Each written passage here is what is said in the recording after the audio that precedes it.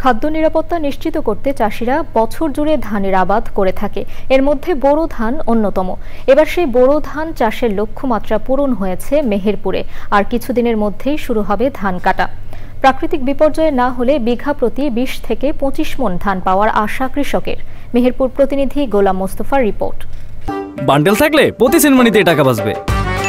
বিকাশ send money bundle কিনে জিতুন প্রতি লেনদেনে।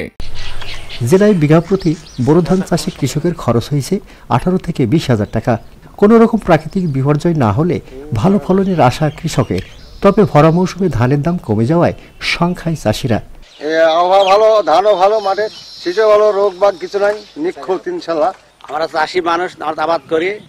এই বছরে সার বীজ সবই আমাদের খরচ বেশি, লিভার খরচ সবই বেশি। তো আমাদের 18 থেকে 20,000 টাকা খরচ বিঘা প্রতি।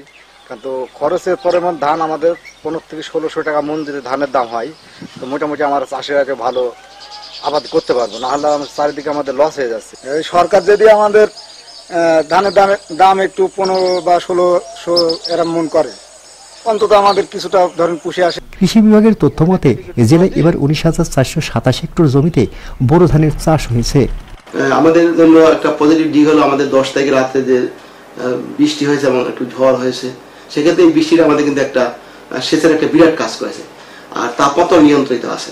আমি মনে করি এইভাবে তাপমাত্রা থাকলে, নিয়ন্ত্রিত থাকলে আমাদের বোরো আবাদটা ভালো হবে এবং আমাদের যে কাঙ্ক্ষিত ফলন চাষিরা পাবে এবং তারা লাভবান হবে।